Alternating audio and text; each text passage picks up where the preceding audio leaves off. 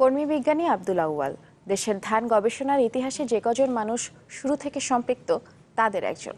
তবে গবেষক হিসেবে নয়, কাজ করেছেন গবেষণার সহকারী হিসেবে।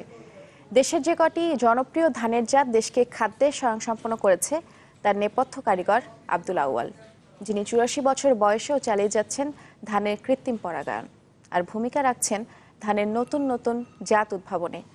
কৃষি দিবসে কাজ পাগল এই মানুষটিকে নিয়ে দেখুন ফয়জুল সিদ্দিকীর বিশেষ প্রতিবেদন। আর ক্যামেরায় ছিলেন কৃষ্ণ সরকার। বাতাসে দুলছে কৃষকের স্বপ্ন। আমনে বিয়ার 11 আর বোরোতে বৃদ্ধান 28 এবং 29। ফলন বেশি এবং রোগবালাই কম হওয়ায় কৃষকের কাছে জনপ্রিয়। গবেষকরা বলছেন দেশের মোট উৎপাদিত ধানের প্রায় 90% দখল করে আছে এই জাতগুলো, যা উদ্ভাবন করেছে বাংলাদেশ ধান গবেষণা ইনস্টিটিউট বা ব্রি। ব্রির এরকম 32টি জাত উদ্ভাবনের নেপথ্যের কারিগর এই গবেষণা সহকারী, যার মস্তিষ্কের প্রতিটি কোষে বোনা ধনুধান্যের বাংলাদেশ। পরাগায়ন বা সংক্রায়নের এই দক্ষ শিল্পীর নাম আব্দুল আউয়াল। ব্রাহ্মণবাড়িয়ায় বেড়ে ওঠা বেকার আউয়ালকে ঢাকায় এনে 1957 সালে প্রিপারেটর পদে চাকরি দেন তৎকালীন ঢাকা ফার্মের কৃষি রসায়নবিদ ব্রির প্রতিষ্ঠাতা পরিচালক ডক্টর আমিরুল ইসলাম। তবে উপসি ধানের জাত উদ্ভাবন করতে সংক্রায়নের কাজে দীক্ষা দেন ব্রির সাবেক মহাপরিচালক ডক্টর শাহ মোহাম্মদ হাসানুজ্জামান। ডাক্তার আলিম সাহেব এবং ডাক্তার হাসানুজ্জামান সাহেব তারা মিটিং করলো যে দেশের মধ্যে যত লোক সংখ্যা বাড়তেছে, উন্নত জাতের ধান বাহির না করলে দেশের লোকে না খাইয়া মারা দেবে। এই জন্য প্রথম অবস্থায় আমাকে ধানের সংকরীকরণের কাজ দেয়। আর সংসদ ভবনে এখানে একটা ছোট্ট একটা জাম গাছ ছিল, এই জাম গাছের নিচে বসে বিকালবেলা আমি ধানের ইনভেস্টিগেশন করছি।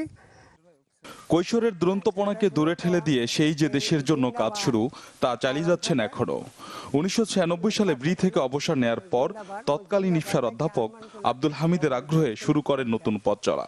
তার সংক্রায়নে উদ্ভাবিত হয় বিউ ধান 1। এছাড়া দেশের ইতিহাসে প্রথম সুগন্ধি হাইব্রিড ধানের জাত উদ্ভাবনে নেপথ্যের কারিগর তিনি। বিআর 1, 2, 3 3 নম্বরে সাইড করছি আমি, বিআর 5 করছি আমি, 6 করছি, 7, 8, 9, 10, এইভাবে আমার 32টা জাত আমার হাতে করা। বিআর 29 যেটা এটা আজকে লক্ষ্যের নাম করা। এই কে কিন্তু বাসাবো এইটা এখন বিউ ধান 1 হিসাবে নর্থ বেঙ্গলে করে নাম করা হয়ে গেছে।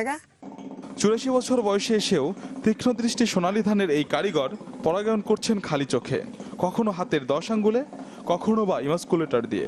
কেননা 60 বছর ধরে 3 সন্তানের এই জনকের ভরসা, ধৈর্য আর আত্মবিশ্বাস। অনেকগুলি প্রোগ্রাম দিছে, 40-50টার মতন ক্রস করার। 5টা করে সিট দিলে আমরা যথেষ্ট। তোর 5টা 7টা 10টা সিট দিছি। এর কয়েক বছর পরে ফিলিপাইন থেকে এই ইমাস্কুলেটর একটা মেশিন আসলো, তখন ওর পুরা দমে কাজ চললো। কাজের স্বীকৃতি হিসেবে পেয়েছেন ব্রি গোল্ড মেডেল। তবে ব্রির সাবেক এই মহাপরিচালক মনে করেন রাষ্ট্রের সর্বোচ্চ স্বীকৃতি পাওয়ার যোগ্য আব্দুল আউয়াল। প্রথম যুগের একজন টেকনিশিয়ান হিসেবে মনে করি যে ওনার একটা বিরাট অবদান, সেটাকে আমি যথেষ্টভাবে মনে করি যে মূল্যবান। এবং আমি মনে করি যে একজন কৃষি বিজ্ঞানী যদি পুরস্কৃত হতে পারে, কৃষি কর্মী যদি পুরস্কৃত হতে পারে, তাহলে একজন ওনাকে আমি বিজ্ঞান কর্মী বলবো, সেই হিসেবে ওনাকেও পুরস্কৃত করা উচিত। বিজ্ঞানীদের মতে স্বাধীনতা উত্তর বাংলাদেশের 45 বছরে চালের উৎপাদন বেড়েছে 3 গুণ, যার অনেকটা জুড়ে রয়েছে এই কৃতি মানুষটির অবদান। এই চাউলাতে অঙ্কুর উদ্যম। ফয়জুল সিদ্দিকী, চ্যানেল 24, ঢাকা।